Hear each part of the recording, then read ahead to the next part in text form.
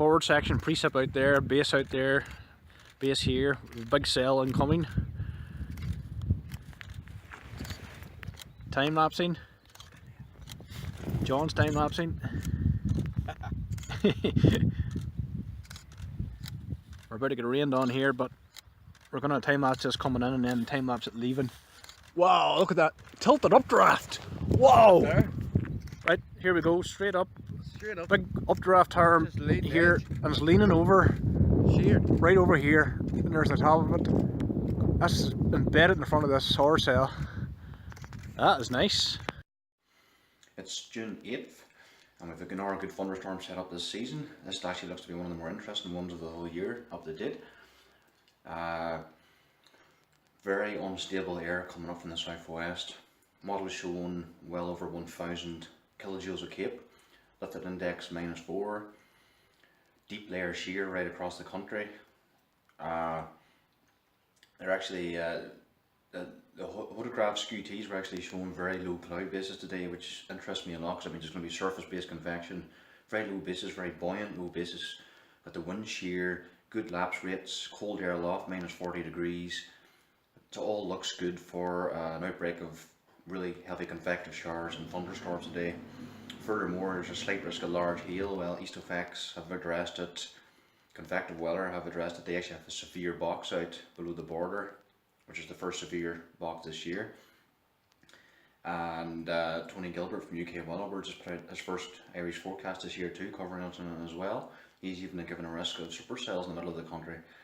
So based on this year and based on the high instability, I think we run a chance of getting a couple of isolated strong thunderstorms today.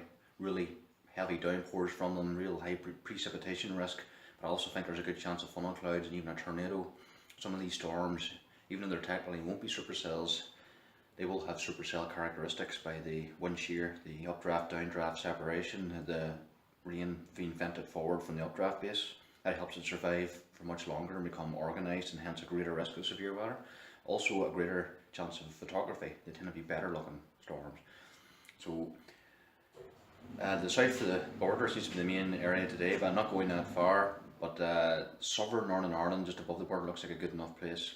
So I'm going to head down, meet up with John Fagan and Dungannon, and hit the area in Armagh.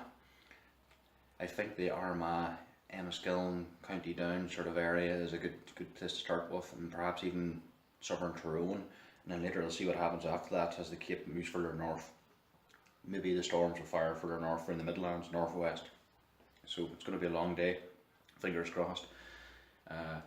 We're kind of worried that it might even happen at all because of the cloud cover associated with this front clearing through was going to keep insulation down. The sun didn't come out, you didn't get the heating, you wouldn't get the trigger for the storms, but the front is clearing through a bit earlier than we expected, and there's loads of sun down south. Showers are already breaking out, the heating's going to be there, so it's up to see if these parameters can come into play for just a good storm. So getting some breakfast here, get a look at the charts, latest models, and refine our target area. Hopefully this day is a success. Oh, Ria doesn't want me to go today. Ria, no. Quick look at the map of the game plan. I'm located in McKenna, Loch Ness. If storms fire below the border, I hope you can hear me over the sound of the bin lorry on the other side. Storms of fire on the border move north, and I'm hoping they'll move into southern Northern Ireland late afternoon, early evening.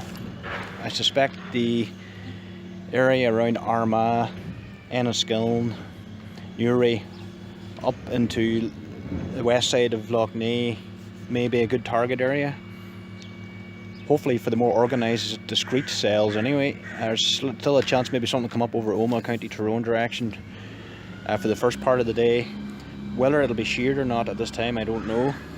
The main shear's in the afternoon, the strongest shear anyway, and eventually moves away to the north during the evening, so we need to get storms early in the day and get on them. It's hard to know what will happen, to be honest, because it's a very difficult forecast. It could be messy too at the same time. We want discrete cells coming up here, preferably up this direction. There could be messy cells up here, but still producing thunder and lightning.